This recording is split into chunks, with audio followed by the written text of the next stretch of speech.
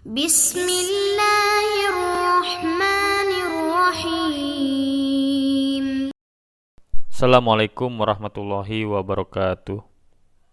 Alhamdulillah wassalatu wassalamu ala rasulillah wa ala alihi wa ashabihi wa mawalah.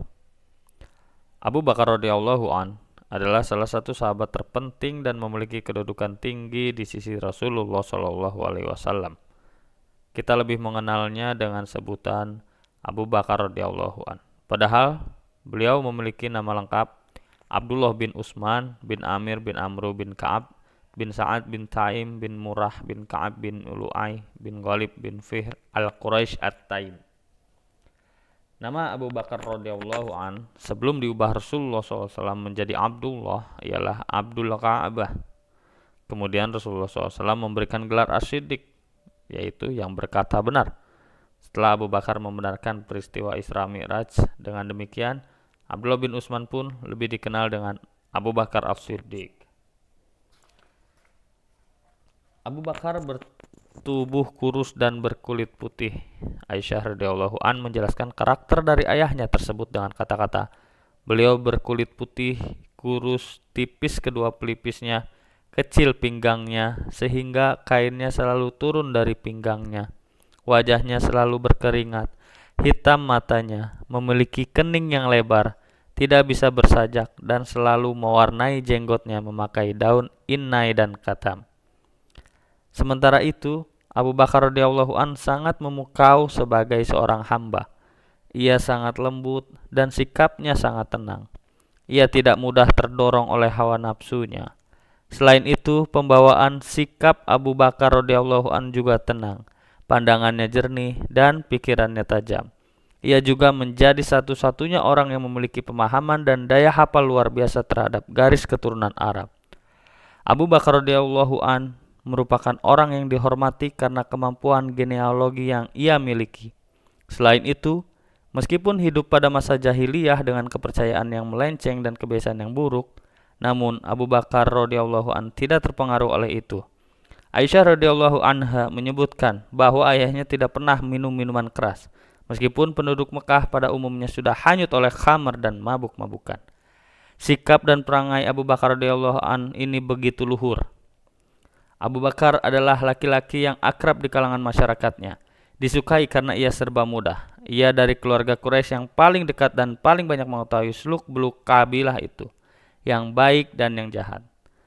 Itulah karakter fisik dan perangai Abu Bakar radhiyallahu an yang dijabarkan oleh Aisyah radhiyallahu anha. Melihat perangainya yang luhur dan bijak, tidak heran bila akhlaknya sangat mulia.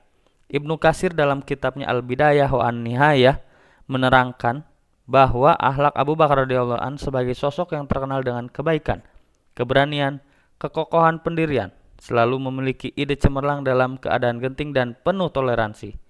Ia merupakan sosok penyabar, memiliki tekad keras, faqih, paling mengerti dengan garis keturunan Arab dan berita-berita mereka. Sejalan dengan itu, Abu Bakar radhiyallahu an merupakan pribadi yang sangat bertawakal kepada Allah dan yakin dengan janji-janjinya, bersifat wirai dan jauh dari segala syubhat. Zuhud terhadap dunia, selalu mengharapkan balasan yang lebih baik dari sisi Allah Subhanahu wa taala, serta lemah lembut dan juga ramah. Saat usianya masih muda, Abu Bakar radhiyallahu an sudah bekerja sebagai pedagang pakaian. Sebagai pedagang, karakter luhurnya juga mengalir pada sistem dan transaksi dagangnya, sehingga banyak orang yang senang berbisnis dengannya. Dengan sikap seperti itu, tidak heran bila pada usianya yang masih muda, Abu Bakar radhiyallahu an sudah mampu meraih kesuksesan.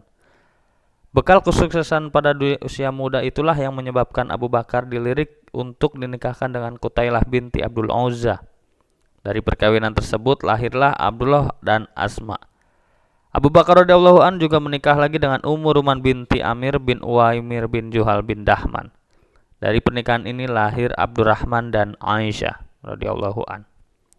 Dikarenakan profesi Abu Bakar radhiyallahu an merupakan seorang pedagang, ia pun tentu bertemu dengan saudagar-saudagar terkemuka lainnya.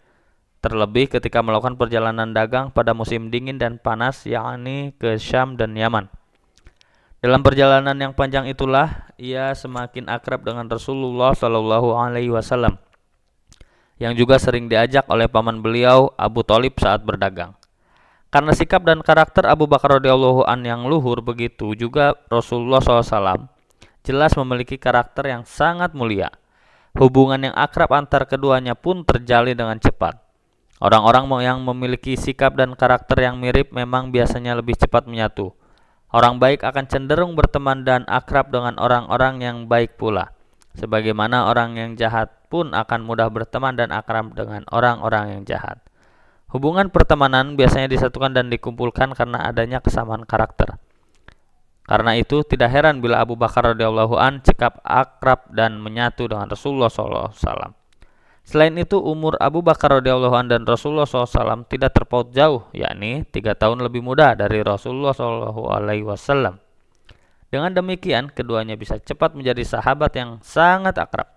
Dan hubungan yang erat antara Abu Bakar radhiyallahu an dan Rasulullah SAW sudah terjalin sebelum beliau diangkat menjadi Rasul.